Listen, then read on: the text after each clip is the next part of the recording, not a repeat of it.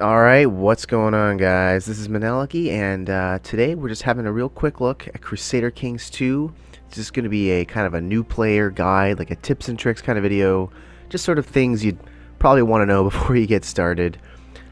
Just because there's so much complexity to the game, you don't want to jump right in and try and figure it out on your own. I mean, you can, but it's going to be pretty daunting. So we're going to have a real quick look at some of the basics, just kind of a quick overview of some of the basic mechanics and concepts in the game. That way we can kind of get right in there and you can hit the ground running on your first playthrough. Now, I've loaded up a game here. We're in Ireland right now. We've got all the DLC and all that kind of stuff turned off, so this should most closely resemble the base game. So we've started in September 1066. That's the base start on the vanilla game, and we're in Ireland, and we are just a count. We are Count Earl Muradak of Dizahumumahain. Sorry, I can't pronounce that. Now, Ireland is sometimes referred to as Newbie Island, and there's a good reason for that. As you can see, obviously Ireland is very far away from all the usual troubles. You're isolated on an island. It's hard to get to you. You're not near any major powers, really. I mean, there's England here, but most of your neighbors are just one province guys. You have a couple of, there's a duke here, there's people that are a little bit stronger, but for the most part, these are all just a bunch of independent counts. So this is a pretty good spot to start. Lots of little people to go to war with and take over slowly, rather than having to start in, say, like Europe, where you've got great big powers next to you, or trying to start as a vassal, which can be pretty challenging. So it's a great place to start. You're away from any kind of serious hostile danger. It's a good spot. You just learn the game without being bothered by really any outside powers. Now, in this particular spot, we've started up as an Irish Catholic count. So there's a few different things you need to sort of remember with Crusader Kings. There's religions, there's government types, and there's culture. So if you go up here into the top left, this little eye, you get this little sort of pop-up that talks about all the different effects. Now, this is going to load up when you start the game, but in case you accidentally clicked it off or didn't read it or whatever, you click up here, you get this, and it tells you the culture. So Irish culture effects, we are Irish culture, but that doesn't necessarily do anything. Now, some of the cultures in the game do stuff. They have special little attributes. Irish doesn't. Feudal government, that means kings and castles and that sort of hierarchy. And the feudal government little thing, it'll talk about what that means. It's just different ways of raising your troops, different rules you play by. Long story short, it's kings and castles. That's what feudal means. And of course, there's a whole bunch of other ones. There's tribal, there's nomadic. There's a number of different government types. But the sort of vanilla base way is feudal Catholic, basically. And as for Catholicism, well, you get these different attributes here, as an example, the Pope can grant divorces, blah blah blah. Catholic bishops may pay tax to the Pope rather than the secular liege, and so on and so forth. So that's kind of how that works. If you play another spot in the game, for example, maybe Poland, had you started over here, well, as you can see, he's Catholic feudal, but he's got a Polish culture, which may or may not have any special features, or if you're starting in Byzantium, for example, he's Orthodox feudal, so he's still the feudal government type, but he's Orthodox Christian, and so on. And there's all these different ones throughout the game, There's tribals, there's, Ikta, which is Muslims, and that sort of thing. So there's a lot of different ways to start, a lot of different ways to play, but for your first game, just straight up simple, I would probably just go with Catholic feudal in Ireland. That's what you're going to be. So it's just nice and simple. Now, in a lot of these great big strategy games, the tendency is going to want to be, we need to expand our country, we need to grow our country and conquer other countries, and we don't want to lose our country because we don't want to die, and so on. In Crusader Kings, it's a little bit different. You're not dead till your family's dead. So this is more a game about family than it is necessarily about a country. So we're starting in Ireland. This is our starting country, Dizahumumahain. Sorry again, can't pronounce that. But what's more important is we are House MacCarthig. That's our family. So right now we have 7 members, 6 of which are alive. These are these are the different members of our family. So this is us here. Here's our son tagged, our other son Cormac and Donna Chad, and these are, you know, these are our kids, and this is our brother, or half brother, I guess. That's our dad, who sadly died a natural death. So this game is really about family, and so as long as you still have surviving dynasty members, you're still in the game. So even if your country's half taken over, you're still in it, because you can still breed, you can still marry into powerful countries, you can still inherit. So, you know, the game's not over until you're dead without an heir, basically. And as you see here, we have an heir. Our son tagged is our heir. And you can see by this little crown icon, that means heir. The star means this is who we're actually playing right now. So think of it in terms of family and heirs and your dynasty, more so than just your country. Now that being said, of course, your heir is super important. So part of one of the things you need to do in the game is you want to try and set up a really good heir, because your leader is going to die eventually. That's not the end of the game. Your heir just takes over. But you want to try and set yourself up a good heir. Right now, this guy, as an example, not so great. I mean, he's not terrible, but this guy could be better. So as you can see, he's gluttonous, which if you look over the tooltips, you get a bunch of minuses, a bunch of malices, which is bad. He's diligent, which is good. He's content. These are just character traits, by the way. Characters tend to roll with random traits. Now you can influence which traits your kids get as you raise them. This guy's already 17, so we can't do that. When a kid turns 6 years old, you can start influencing them by giving them little focuses and educating them and stuff. This guy, not so much, because he's already 17. It stops when they're 16. Then they just kind of become their own person, if you know what I mean. So he's content, which is good for a vassal. He's not gonna try and take over on you. He's not gonna try and assassinate you or whatever. Humble is good, naive, appeaser. That's his education focus, and it's only a level 1, so he's not very good. So we need to improve him, but sadly, like I said, he's already 17, so there's very little we can do to improve him. But had he been a younger kid, we could possibly influence how he turns out, how his traits are rolled. We could even sometimes affect his stats. And you have these stats here. So you got 1, 2, 3, 4, 5. You have diplomacy, and that's basically how well you get on with other characters, and it'll help people like you. Very, very useful. Martial is how many troops you can raise, like how good you are at managing army stuff, which will give you bigger levies. It'll help you as a general in combat. It'll give you modifiers to your bonuses in combat. Stewardship basically means how good you are with money. So you're going to have a higher income if you have a higher stewardship. It also means you can have a higher domain. And a domain is how many things, how many castles or whatever you personally own and control. Right now we can only control 2, and we have 1 of 2.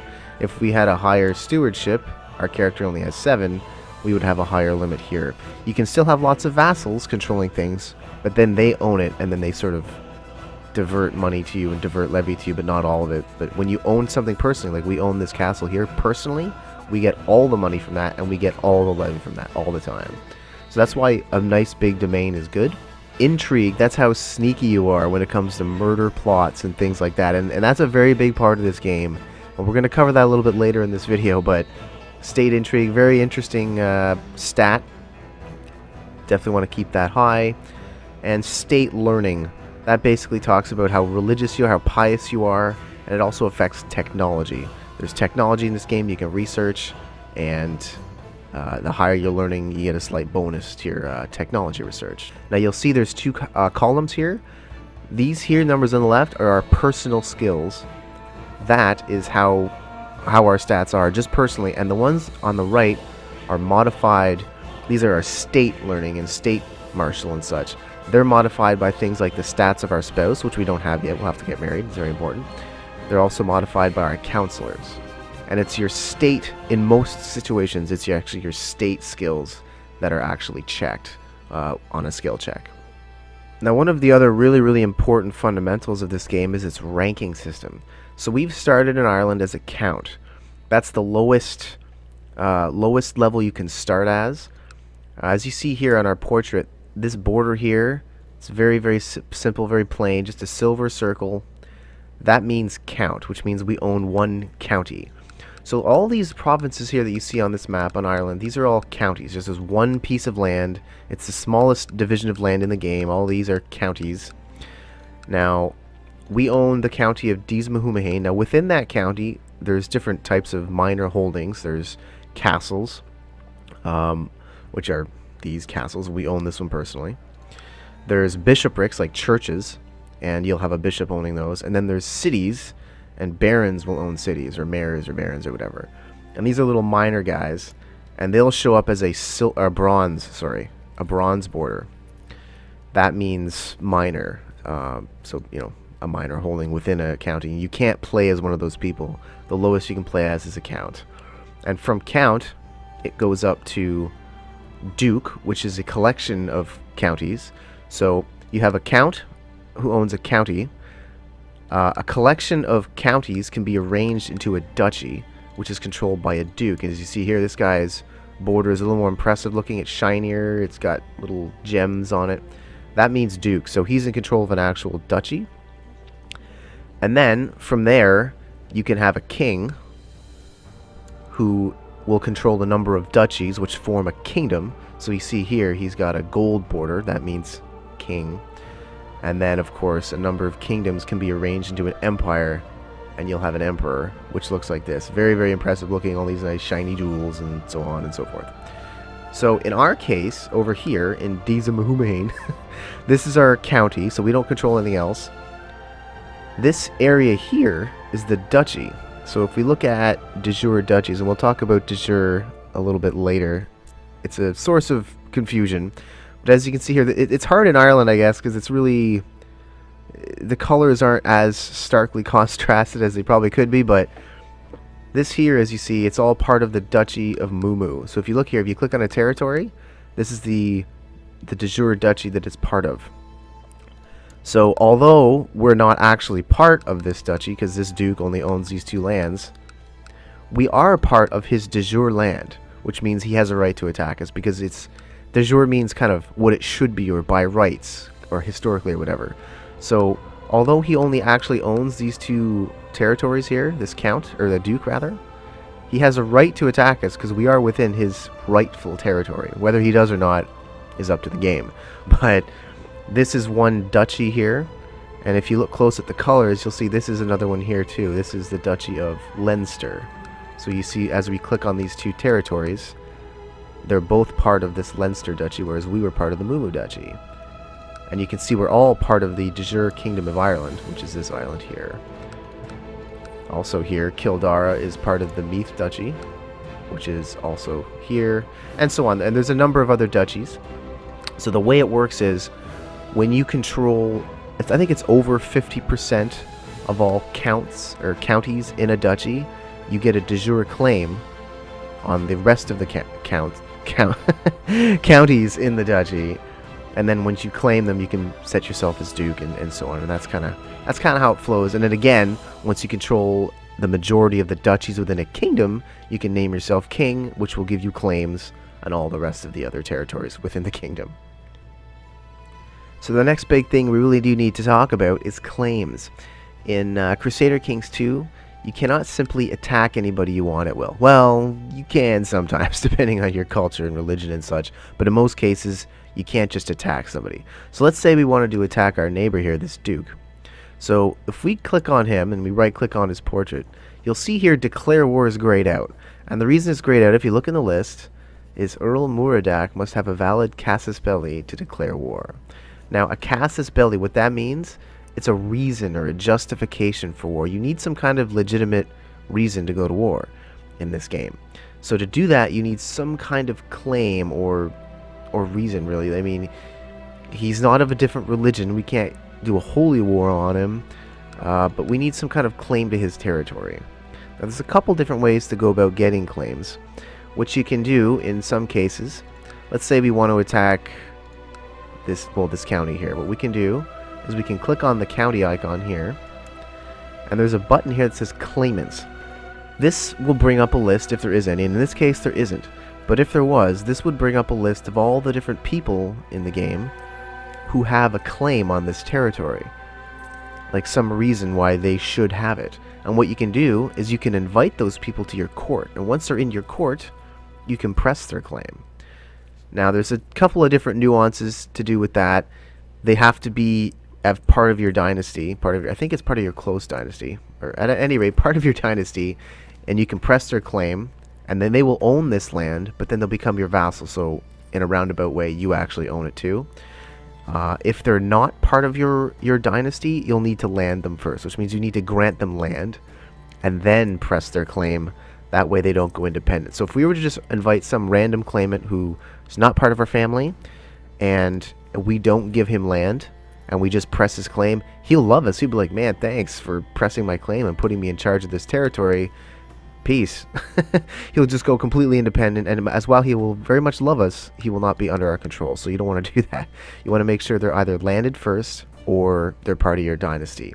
And one little quick side note, I'm getting really sidetracked here, but one little side note, if you're going to do that, that's totally fine, but you want to make sure that whatever title that they end up getting as a result of that deal is not higher than their current title. So if, for example, if you have a count in your court or whatever, and you press his claim on another county, that's fine. He'll be a double count, no big deal. But if you press his claim on, say, a duchy, he's going to get promoted as a result of that action, and he'll go independent. He won't be under you. A count cannot rule a duke.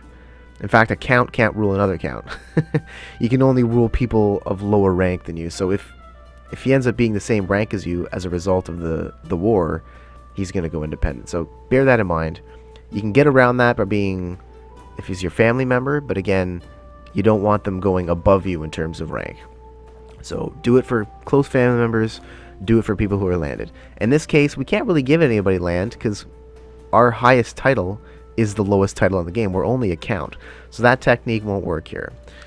So another technique you can use to get claims is through marriage, which is a really big theme in Crusader Kings 2. Very, very important. So one thing you could do, so if you look here at King Murchad, he's not really a king, he's a duke, you get the idea, but he just calls himself king.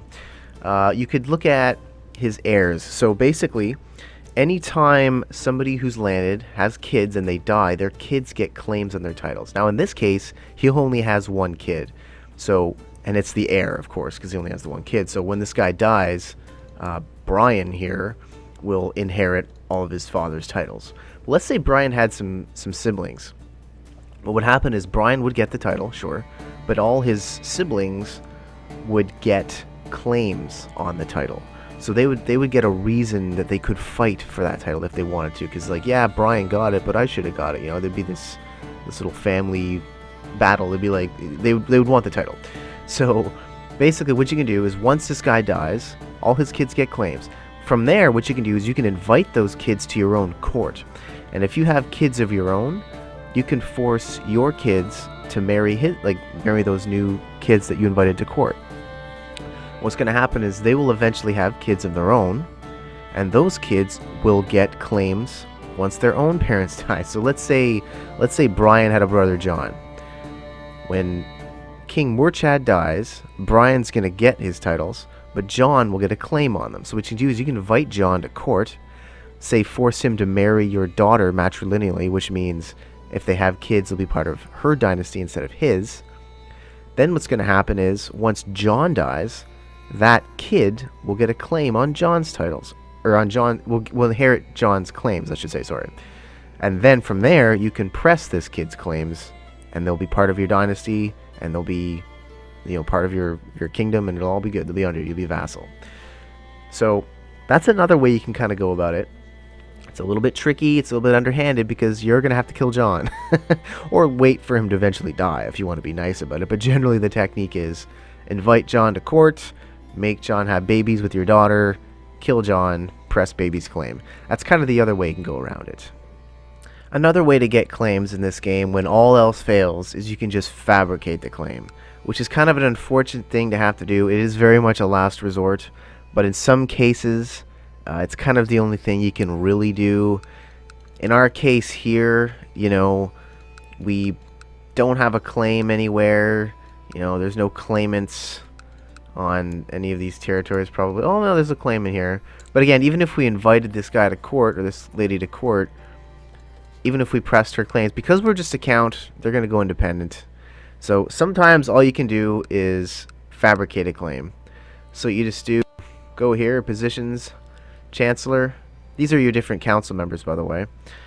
You can have your chancellor fabricate a claim, and then you just click on whatever territory you want. This guy will stand here for a little while. We'll talk about this little window a little bit later, but basically for now, as you can see here, possible outcomes, claim fabricated 14.99 yearly. So basically every single year, he has about a 15% chance to fabricate a claim on this territory. That is painfully slow. You can wait, I mean, hell, you could wait a few months or maybe a year or whatever, and you'll get a claim, which is great. Other times, this guy's going to stand on this territory for 20 years and you get nothing. So it's very luck of the draw. So it's a last resort. It's unfortunate to have to use, but sometimes it's all you can do. So that's fabricating claims. It's, like I said, it sucks, but sometimes you got to do it. Now, one very important factor to consider in this game is when you want to go to war, you really want to judge your enemy's strength, because you don't want to walk into a war where somebody is going to completely own you.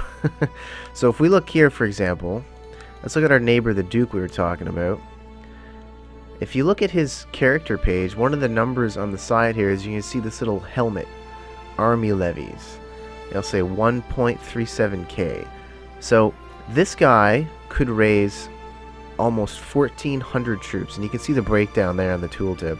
But basically, this guy could call about 1,400 troops in time of war. If you look at our own stuff, our own territory, we could only bring in about 1,100 troops. This is, of course, between him and his vassals and whatnot. But we are a count, sorry, he's a duke.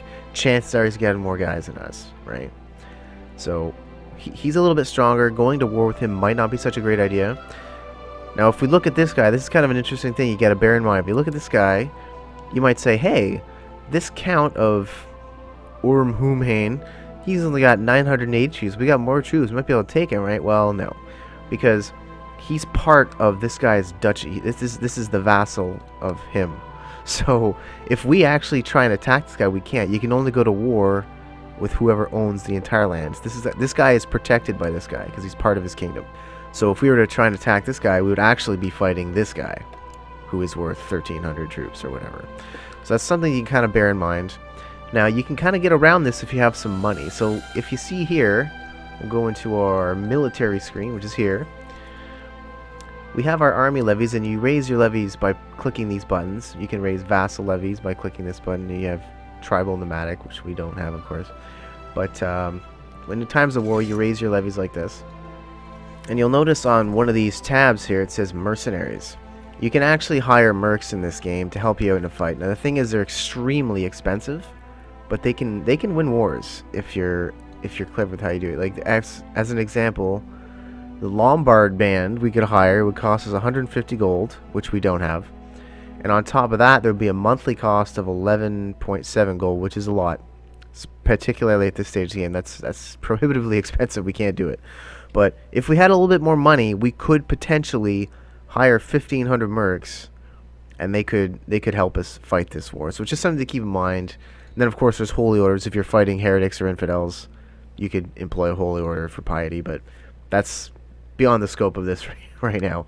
So basically, mercs are a thing, but they are expensive. But in general, if he's got more guys than you, maybe not such a great idea to attack him.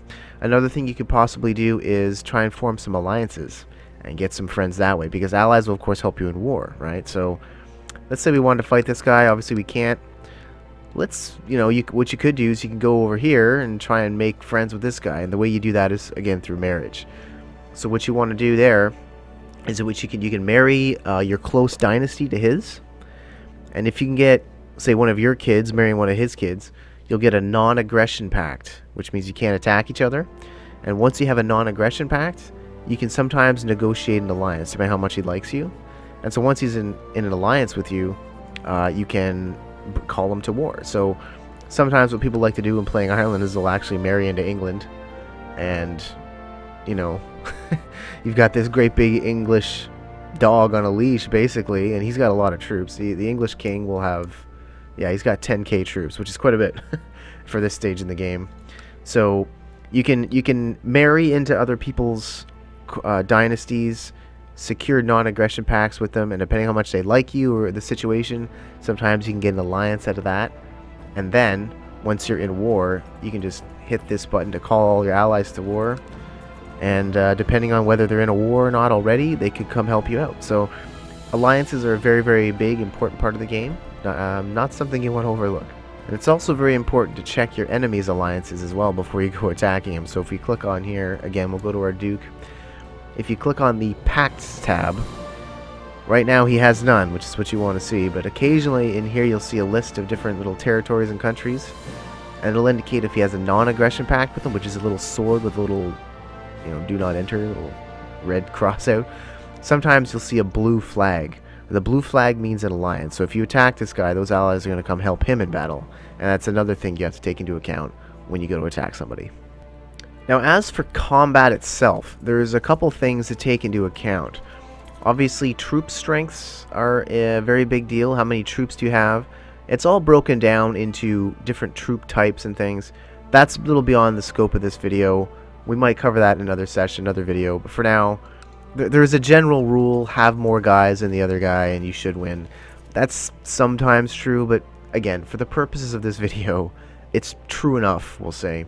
But one thing you do want to keep in mind is your generals. So if you look here, this army, this is our little 1100 army guy, and you can see here's our troop breakdown, and these are the different flanks. So we have a left to center. We do not have a right flank because we just don't have enough guys, I guess. Now you can shuffle things around all you want. We only have 2 actual armies, so we can only have 2 flanks, but if you had more, you could balance them around. Not super important again right now. What is important is these generals. So right now, Gilla Patrake is in charge of the center flank. We are actually leading the left flank, and you can see how many troops are in each flank here. And the big factor here you wanna kind of pay attention to is this number: leader martial skill. We, Earl Muradchad or Muradak, we're a terrible general. We only have a martial skill of 5. That's not very good. This guy has a martial skill of 12, which is a little bit better. It's decent. That's kind of a baseline. 12 is fine. I think the general wisdom is 8 and above. Go ahead and put him in front of an army if you want to. Anything below 8, you probably don't want him in front of the army because he's actually going to start to give malices. I think it's 8 and above. You start to get the bonuses. So I think that's how it works. Anyway, this guy's got 12. He's decent, and he also has some modifiers on him. So if you click on his portrait, in addition to his martial skill, which will modify this, you can see he has a morale defense bonus of 16% because he's brave. So you see here his trait brave, that gives him morale defense 10, and his martial score will multiply that by 1.6. Now, the higher the martial skill, the higher the multiplier, of course, and so he gets a total morale defense bonus of 16%. Now, what that means is any troops on his flank will have a morale defense of 16% bonus. So the way combat works is when you're fighting, there's troop count. So right now we have 1100 troops, and then this little green bar here, that's our morale. So even if some of your troops are still alive at the end, like if you lose all your morale, your troops are you're gonna lose the fight and you're gonna run. So basically, you can have morale damage. Well, sorry, you have morale damage and just troop damage. So when your troops are fighting in combat, they're doing damage to their bodies, or they're hurting each other, but they're also damaging each other's morales. And sometimes there's a whole bunch of different factors which goes into how much morale you have, and in this case, morale defense. So which means we're going to be taking 16% less morale damage from the enemy, which means we're going to run out of morale slower, which means he's likely to run out of morale quicker, assuming the numbers are relatively even and such. So that's a really good modifier to have. The higher, of course, the martial skill, the higher the modifier. So something to bear in mind. You want to put good generals in front of your flanks. They can really turn the tide. Now, another concept in war to keep in mind, of course, is terrain. Terrain matters in Crusader Kings. So if you click on Dizamahumahain or whatever, you can click this little thing out here and you can see farmlands. I mean, it'll tell you anyway when you hover over here. If you look at the tooltip, terrain, farmlands. But I mean, you can bring up this little tab if you want and see, hey, look, it's farmlands. Farmlands has no modifiers. It's just land. There's nothing special about it. this one here, due to Tuadahuma, yeah. This one says forest. This is defensive terrain. So if we attack into that, we're actually going to take a slight penalty, or I guess more specifically, the defenders will get a bonus. So you got to keep that in mind when you're attacking. So see, this one just says plains. Plains is not defensive terrain. You can walk in there without penalty. Forest is defensive terrain, and so is hills. If there's some hills around here, I guess not. Hills, here we go. Kanakta, that says hills. So that's defensive terrain. This guy defending here will get a bonus. There's also mountains, which is defensive terrain. So things like that you got to bear in mind. And also you'll see these rivers crossing through here. So anytime an army crosses a river to attack somebody, they will take a river crossing penalty. And it gets more severe the bigger the river is. So there's rivers like this. There's major rivers like these. You'll take a bigger penalty. And I'm pretty sure straits are the biggest penalties. These little dashed lines between islands or between bodies of water, you can walk an army across those, but you'll take a straight crossing penalty, which is really bad. So don't do that if you can help it. It's a pretty serious penalty. So that's kind of how that works. So when you're fighting on the battlefield here, you want to keep the terrain in mind. Maybe go around to avoid a river crossing, or maybe wait till he's in non-defensive terrain, or maybe even trying to bait the enemy into attacking you into defensive terrain. Just things like that you want to keep in mind when fighting, just to kind of optimize your war. Now, as for actually winning a war, you're going to need something that's called war score. And what that is basically just a measure of how well the war's going for you. So what I've done is I've reloaded the save game that we had, but this time I've started as this duke that we were thinking about attacking earlier. And the reason I did that is so that I could just quickly demonstrate the war mechanics, because this duke has a claim on our territory. Now if you go into the diplomatic map mode down here, which is E, I guess, and you click that, you can see our territory in light green, our vassals' territory in darker green. Remember this count that basically works for us, or works under us. So he's our tool, our slave, basically, or his liege. And over here we have this territory that we were playing before.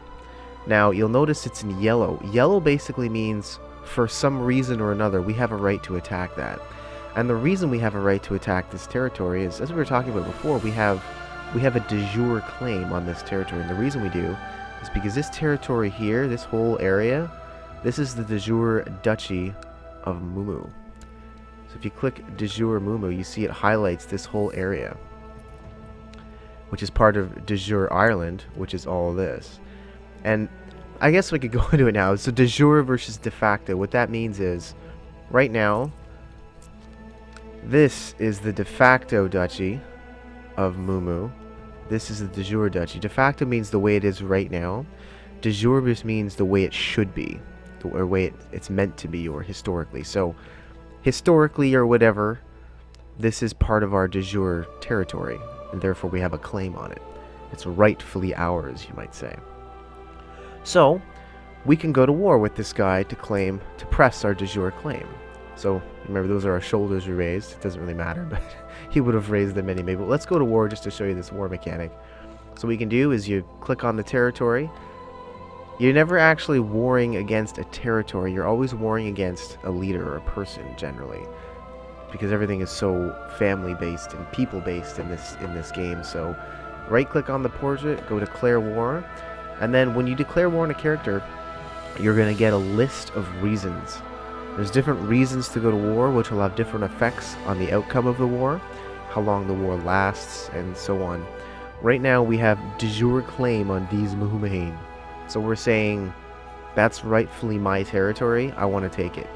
And again, like I said, there's different war goals, there's different reasons, but this is what we have right now. So you click send and you see he goes hostile. He now has 1,100 angry troops there. And now we can raise our levies. So you go into your military tab here, and you'll see army levies, raise personal levies. That's the personal domain from your own castles that you own. You will always be able to raise 100% of those guys. And then you have raise vassal levies. So remember this guy that works for us here? He just sent us his troops, or some of them I should say.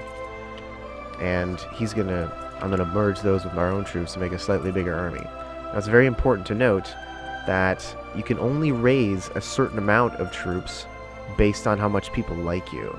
So you'll see our vassal, Earl Ragnvald, the guy that owns this territory here that works for us. So if we go into our screen here, you can see Earl Ragnvald could provide at most 864 troops. Of this, you are able to raise only 16.8% due to opinion and laws. So the more he likes you, the more of his levy he's going to give you. And that applies to these mayors and priests and stuff. And it's the same thing with taxes.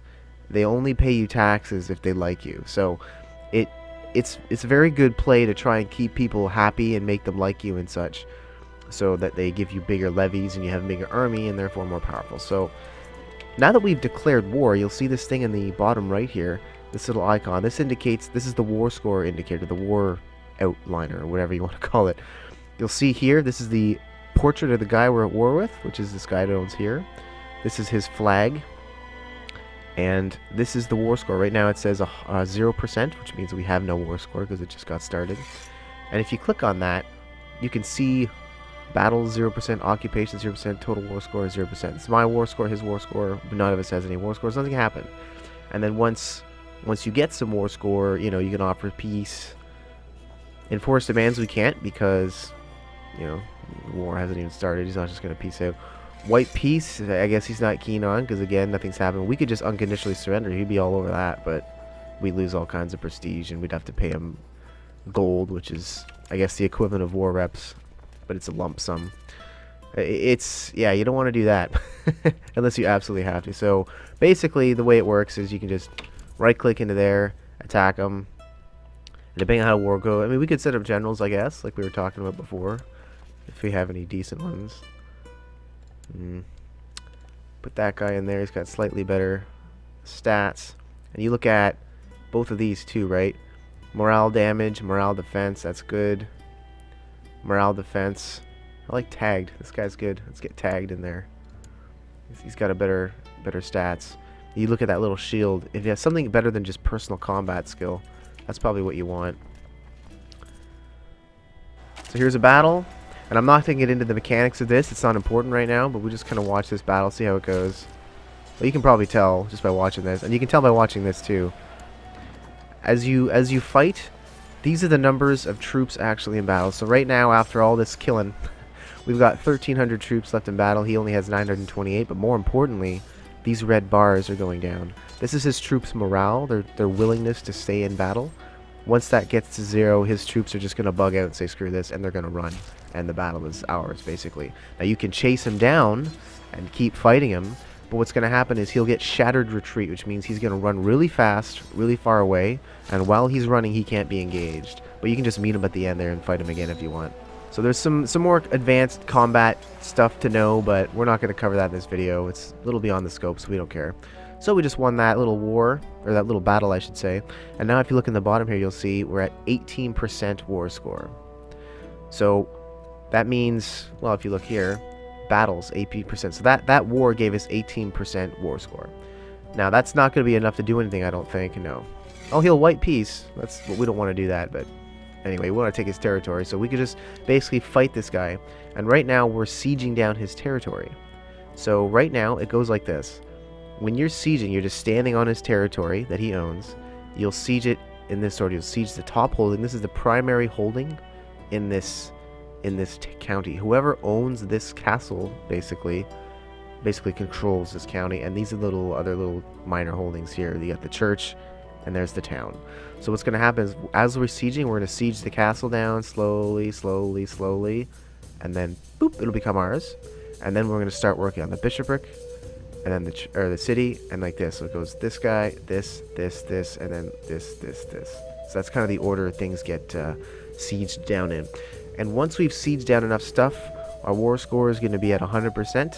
We can go offer peace, enforce demands, and the war is for this territory here. This is the contested title right here. So once we beat this war, get into 100% war score, peace, enforce demands, and this title will become ours, and our duchy will be united. So that's basically the basics of war in a nutshell. Alright, let's talk about intrigue for a little bit. And this is a very, very, very important topic in Crusader Kings 2. It's a very key theme of the game, the intrigue system. Plotting and scheming and murder and whatnot. So I've loaded up a game as King Alfonso of Leon in the Iberian Peninsula here, which will later become Spain, of course. But for now, it's a mess of little kingdoms here. So we're starting here. We are the King of Leon, and the reason I've chosen this start is because it's a very, very interesting start to play if you're interested in the intrigue aspect of the game, which hopefully you will be, because it's very, very important and very interesting. And this particular start has a very, very unique and neat sort of dynamic going on. So what's happening here is we're Alfonso of Leon. We're in control of this kingdom here, Leon. To the left of us, we have the kingdom of Galicia, sorry. And the king of Galicia is our brother. This is King Garcia of Galicia. And to the right of us, we have the kingdom of Castile, which is run by Sancho. Now, if you look close, you'll see on our character portrait, you can see our family here. This is our kingdom, Kingdom of Leon. And right here, we are of House Jimena. That's our family. And if you look here on the king of Castile, you'll see he was also House Jimena. And if we look on the king of Galicia, you will see that King Garcia is also of House Jimena. So you can look here on the character's family screen. It says siblings. These are our brothers and sisters. And if you look here, King Garcia II of Galicia is our brother. And over here, King Sancho of Castile is also our brother. So what does that mean? Well, if you look here, you can see on everybody's character screen who stands to inherit what. So my guess is what's happened here is the king of this here, which was at one point Asturias, must have broken up, and the Jimena brothers each took a chunk of the land. So the king of Asturias, their father, presumably, King Fernando the Great. Yeah, see what's probably, yeah, see, he had all 3 kingdom titles. That's what must have happened. And he was probably on Gavelkind succession. Don't want to get into that just yet. Maybe in a later video. There's succession laws, but that's starting to get advanced. Long story short, one of the succession laws, and yeah, agnatic, cognatic, Gavelkind, there it is. So one of the succession laws, basically what it does is it splits all the territory amongst your eligible heirs when you die. So it looks to me like Mr. Father here, King Fernando the Great, he had all 3 of these kingdom titles, and then he died, and then all the kingdoms got split up between his kids. So that's why we have this little split up situation. That also means we all have sort of claims, and we're all actually, the way the game has set itself up, we're actually each other's heir. So as you see here, King Garcia's heir, so when he dies, King Sancho will actually inherit his title. So when this guy dies, this guy gets his kingdom. And if you look close, when this guy dies, this is us. We are Sancho's heir. So once he dies, we get his kingdom, which is really kind of interesting. So what you can do in this particular case is if we were to say murder our brother Garcia, our other brother Sancho would get his kingdom, and then Sancho would be in control of both of these kingdoms. And then if poor Sancho was to have an unfortunate accident and die, we would inherit Sancho's kingdom, which would be these 2, which would put us in control of all of Asturias. So that the way the game is set up here, it seems to me it's hinting at you to do some killing. Now there's this thing called plot power, so we'll get into that in a second. So basically, so let's say we want to kill old Garcia here. There's a little, next to everybody's portrait, there's a little choose plot button, this little knife and envelope thing. So when you click on that, you can mouse over here. It says kill King Garcia II of Galicia. Initial plot power 81% and possible plot power 80.1. So you can click that to make an attempt on his life. And 80%, that doesn't mean you have an 80% chance to succeed. That just means 80% plot power. And what plot power is, it's just a measurement of how strong the plot is against your target. And the higher it goes, the more likely it is to to actually fire at any given time. I'm not sure if it's every month or every week or whatever the case is, but I think 80% is the minimum for it to start to fire, but you do need plotters. Right now it says backers, none. Nobody's with us in our plot. People will join, of course, so what you do is you click auto invite plotters, unless you for some reason want to only invite specific people, but generally you just want to invite whoever will come. So this is the list of people who would potentially, and the key word is potentially, be interested in supporting this plot. As you see here, most of them have a red thumbs down. That means they would not do it. But one person here, Elvira, she is a courtier in Galicia, one of this target's courtiers, and she's got a little yellow hand, which means she might do it. It says right there in the tooltip, might be persuaded with a bag of gold, so you can bribe her. So if you right-click on her portrait, go send gift. You can pay her 15 gold, which will make her like you by 52 points more. And once you do that, you see now she's thumbs up, good to go. She's going to join our power, and she's worth 20% plot power. And you can sort this list by plot power, how much they're worth. As you see here, this guy's worth 165%. This is the dude's spy master. No, he's not. He's a mayor. Oh, he is. Yeah, sorry, spy master of Galicia. Yeah. So the spy master goes without saying he's worth a lot of plot power if you can get him in there. So we now have 80% plot power on our brother. If we speed things up, it's the guy's gonna, or that girl's gonna join. Should be putting us up to 100. So there's a couple of breakpoints. I think the first one is 80. I think 100 or 120 is the next breakpoint. Point is, as you go higher and higher and higher, the plot becomes more and more likely to fire. And little things you can do to help your plot power. You can place your spy master within the in his court area. So you see here our council positions. Here's our spy master. Right now they're not doing anything. Each counselor has a bunch of jobs they can do. Our spy master can build a spy network, and as you see here, it'll say plot power increase plus 5.5%. So we want to put this guy in the Galician court, which is this territory here. You see all of these kingdoms. This is our kingdom flag here, Leon. That's the little griffin dude. This is our primary holding. This is our main capital, I guess.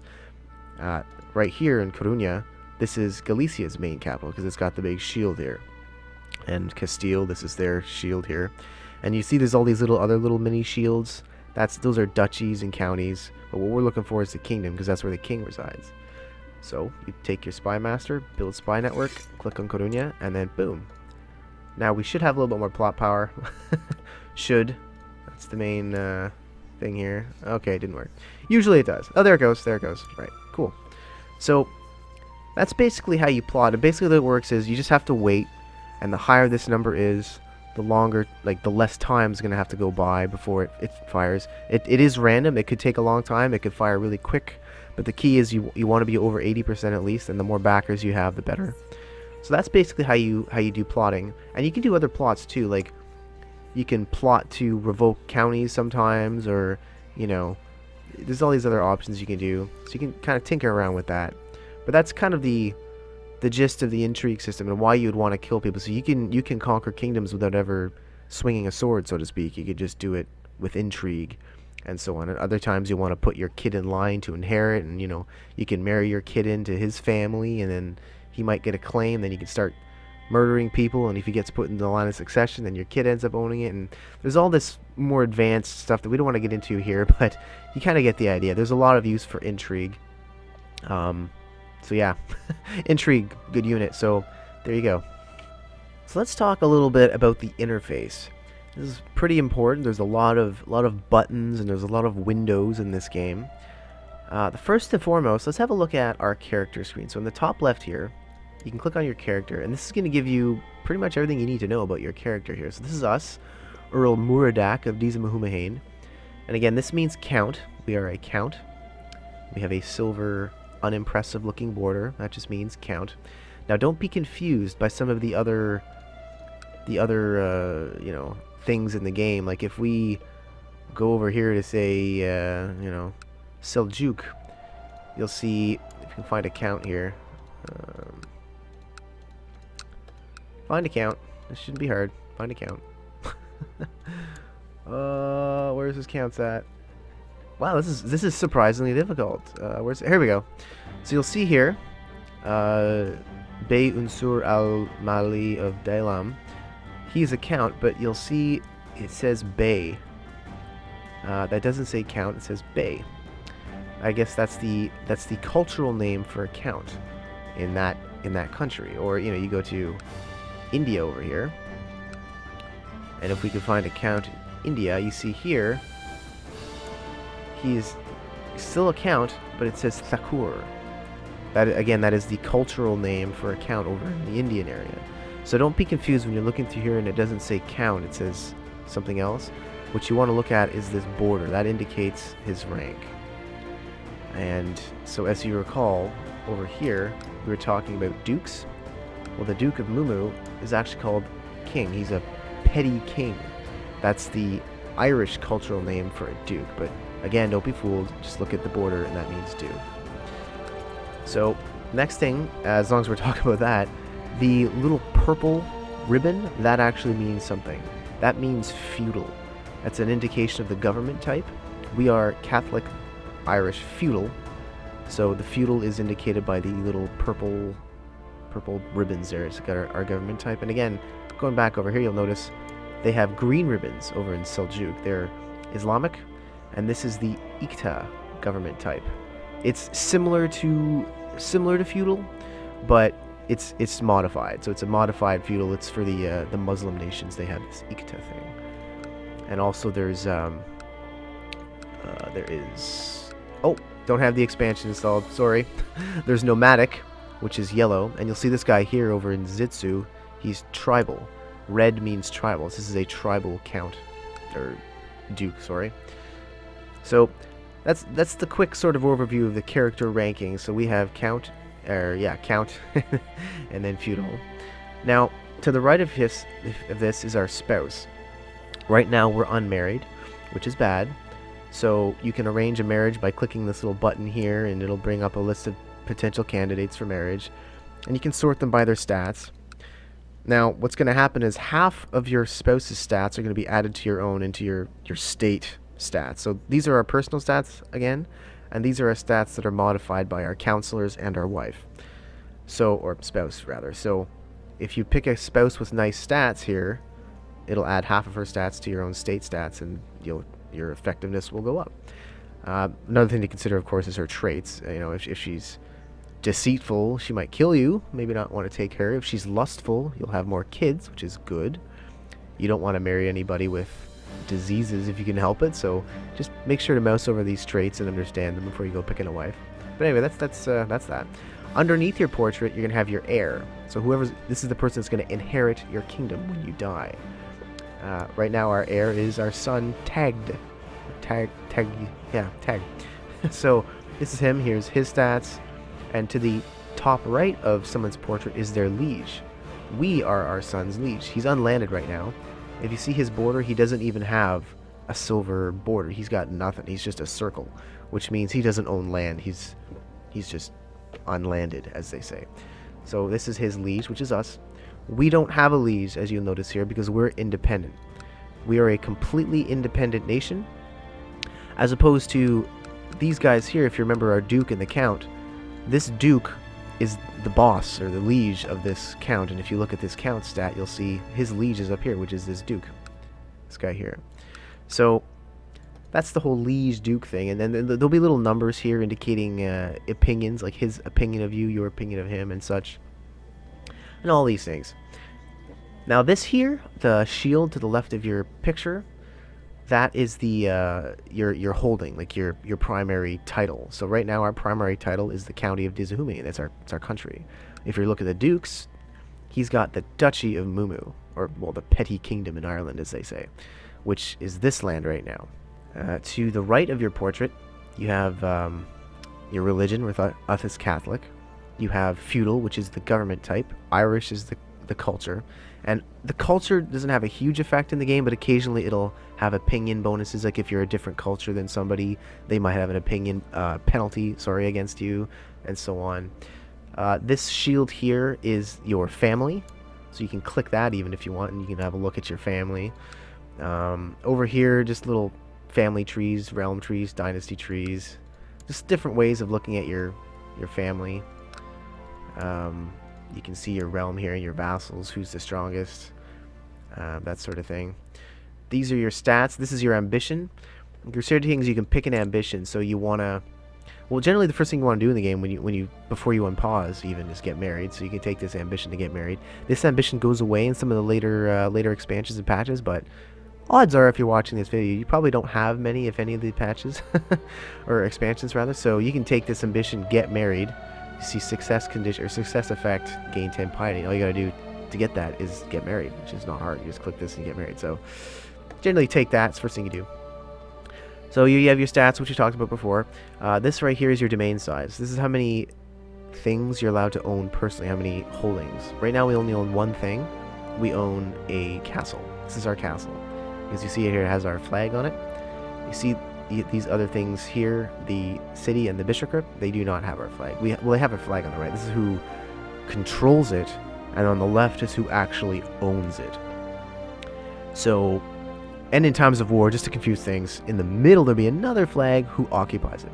So, as you can see, we both control and own this castle. We control but do not own the city or the bishopric. It's a different flag, somebody else. So your domain is things you actually own yourself, and all we own is this castle, so we're at 1 of 2. And if you go over that, there's all kinds of opinion penalties and such, so you try to avoid going over that if you can. We have a vassal limit. We have no vassals. These two guys are technically our vassals, but they're not really, because they're too low. They're minor vassals, or in charge of lesser holdings, so they have no castles, so they're not considered true vassals. This is our manpower. This is how many men we could raise. 1.17, which is close to that, close enough. This is how much money we have, and it shows how much our money is going up. You can also see this up here. Same thing. So we have 43.9 gold, and we're going up by 1.95 a month, which is not so hot. This is our prestige. Prestige is it's a measure of your prestige and how prestigious you are. Noble vassals love prestige. The more prestige you have, the more your vassals in general are going to like you. It also opens up opportunities for marriage. Other countries will regard you as more important, and they'll be slightly more likely to let you marry into their family. And other cultures have different use for prestige. For example, tribal people can use prestige to raise tribal armies, which can be pretty strong. And then you have piety, which is how pious and religious you are. The Pope likes piety. The Pope is down here in the papacy, the papal state down here. And you want to make nice with the Pope generally if you're Catholic, because if you don't, and if he hates you, he can have you excommunicated, which means everybody can just attack you just because they want to, which is bad. So try to make nice with the Pope if you're playing Catholic. Down here we have our traits. These are things about our personality and potentially our health. So we are a dutiful cleric, which is our education focus, because it's a book. It's a symbol of a book. That's our education focus. Every character has one. Right now ours is dutiful cleric, which is, you see these two little dots. It's a level 2 piety trait, which is I think it goes from 1 to 4, so that's kind of in the middle. Temperate, which gives us the bonuses you see. We are erudite, which gives those bonuses there. We're cynical, which is funny because we're also a dutiful cleric. Cynical basically means you're not, you're cynical, you're atheist or whatever, you don't believe in the god or whatever, but as you see here, we're a dutiful cleric, which is kind of an interesting dynamic. And we're lustful, so we like getting some, which gives you a fertility bonus, of course. Now down here, we have titles. Our only title right now is the County of Dizamhumain, which I'm butchering the name of. Claims, these are if we had any claims on any territories, they'd be listed here. Diplomacy, if we were in any wars, it would be here. Or if we had any truces or air defensive pacts or things of that nature, they'd be here, but right now we have nothing. Family, this is our family. Parents, grandparents, children, siblings, pretty simple. Relations, if we had friends, rivals, lovers, marriage ties, they'd be here, but we don't. Vassals, these are our vassals here. Like we talked about, these aren't true vassals, but they're technically vassals. Court, these are all our courtiers. Now these are just kind of nobles, but they don't necessarily have any land. So you see here, these people with no border, it's just a circle. They're in our court, but they're not landed. They're just nobles. And you can promote them. You can give them land if you want to. You can interact with them. They're not super useful in your court right now. So these are just the people that are just kind of chilling. Pacts, we have no pacts. If you had non-aggression pacts or alliances, they'd all be listed in here. And then just courtiers who are abroad. Like if you marry, for example, if you marry some girl in your court out to England or something, she would go over to his land and she would list in here. So that's the character screen. And you have council here. These are your actual counselors. So you have a chancellor who's responsible for diplomatic. It's like a diplomat basically. Your marshals in charge of your troops, and you can appoint new ones based on based on their skills here. So if we don't like our chancellor, 15 is not bad, but if we wanted a better one, we could look at all the potential candidates here. You click appoint, and then you can sort by diplomacy and pick the best one or whatever. Marshal gets he's in charge of your troops. You can put jobs. Train troops, research, military tech, and such. Steward looks after your finances. He's like your accountant, basically, and he can do stuff. You got your spy master, sneaky sneak, and your court chaplain. And they all, of course, like I said, have jobs. There's minor titles. These mostly don't do anything. Some of them do. Regent does something if your character dies, and there's no and your heir is a child, for example. Children can't rule, of course, so you'd have a regent step in and temporarily take control. This guy's got diplomacy. I'd pick him as a regent.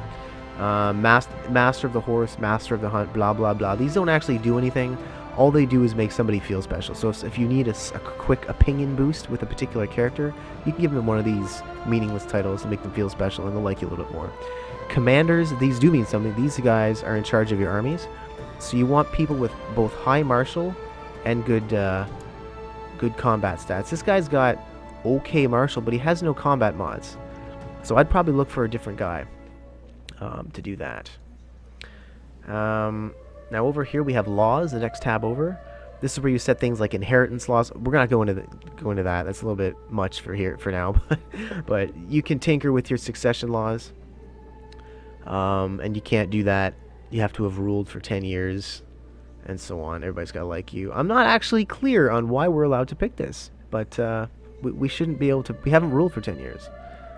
Unless we have. No, I don't think we have. But anyways, because we just started the game. But anyways, that's bizarre. But normally you have to rule for 10 years to change a succession law. Realm laws. There's a bunch of laws in here that for some reason aren't showing. I guess we don't have any just yet. Obligations. This is basically you can take opinion hits with your vassals or bonuses, depending on what you click here, in order to get more levy from them, more tax from them, from your city levies, city tax. I mean, you can do that if you want. And you can only change the law again once every 10 years or something. This is the technology screen. There's not a whole lot of tech in the game, but it's just different levels of the same tech. So you have military tech, you have economy tech, culture tech. And they give various bonuses depending on what you want to do. It's pretty useful. But right now, at the count level, we don't gain tech. Counties do not produce technology. Duchies, kingdoms, and empires produce technology, but we don't at the count level, so that's not super useful to us right now.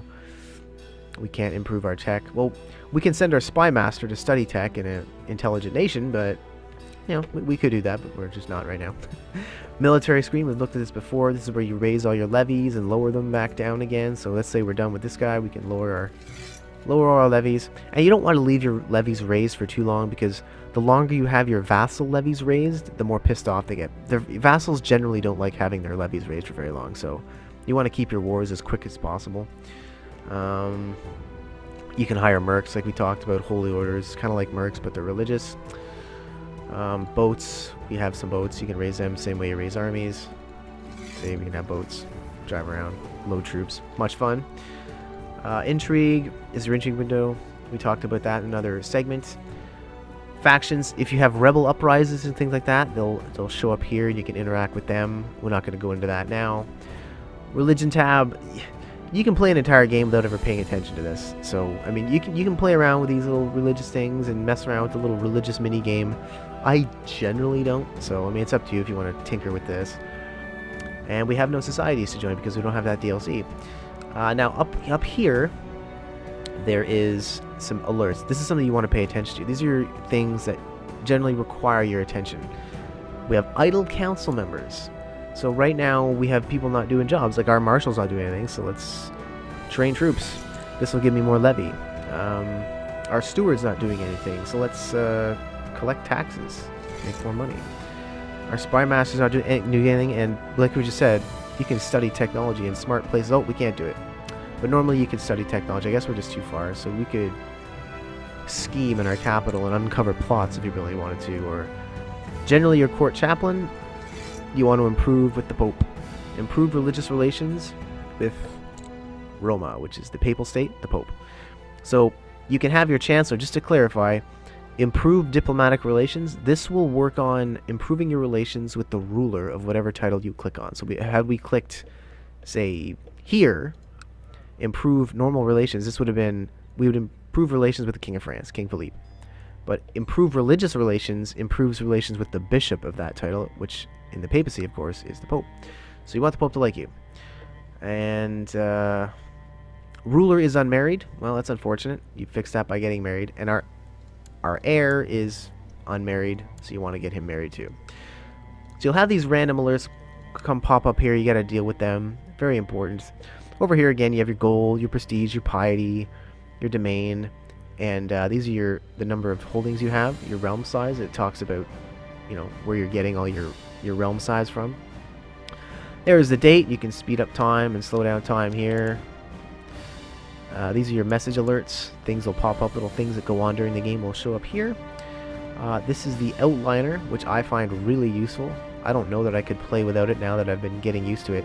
It's going to list all of your domain, all your personal domains, so you can go right to there. It's going to list all your fleets, and if you have any levies raised, it'll show all your armies. It'll show sieges, both hostile and defensive. It's going to show lots of useful things. I would recommend playing with the outliner on, but it's preference. Down here you have your map. This is just a quick map to go anywhere in the world you want. Really, really fun. And you also have all these wonderful map modes. Now, we're in the Realms map mode, which is where you're going to be spending most of your time. It shows clear distinctions of all the different kingdoms and things in different stark colors. Very easy to see. You can go to terrain map mode, which is very, very pretty, but as you can see, it's not super useful. Like in Ireland, it's not, that's a big deal. It's very clear, you know, where the divisions are between countries, but I find sometimes this map mode, you can get lost a little bit. It's not always super obvious if you're moving troops around, you know. It's not really easy to tell. It's a lot easier to tell on this, you know.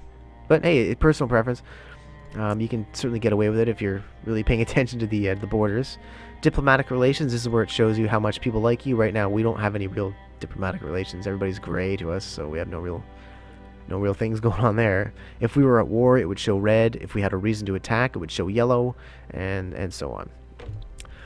You know, cultures, whatever, and you got all these different map modes you can kind of play with and sort of see what's going on in the world. Not super useful for us right now. Mostly, for the most of the game, you're probably going to be sticking on realms, or you know, you could play on terrains if you're really into that. And down here, of course, you have some little things you can do. The ledger talks about the different strengths of nations. You can get information on different titles. You can go home. You can, you know, find a title like where's Dizamahumane County. There it is, and it'll take you right there. So if you're having trouble finding a title, you can find it that way. So that's kind of just a brief overview of the interface, which at first can seem pretty daunting in Crusader Kings, but honestly, it's not actually that bad once you get into it and get a little bit of practice with it. Alright, well I think that's pretty much all I wanted to cover in this video. I didn't want to get super detailed. There's a ton we skipped right over. I just wanted to get a real basic overview of the basic mechanics of the game. Kind of get you hitting the ground running when you start your campaign. Now obviously there could be some more stuff in the future, but for now I think that's pretty good. So yeah, basic overview of the more basic concepts. So hopefully you enjoyed it and found it helpful. Obviously leave comments and questions in the comments section below if you wanted to know something more. If I missed something that you wanted to hear about, totally let me know. But for now, yeah, I think that's basically it. So as always, guys, thank you so much for watching, and we'll see you next time.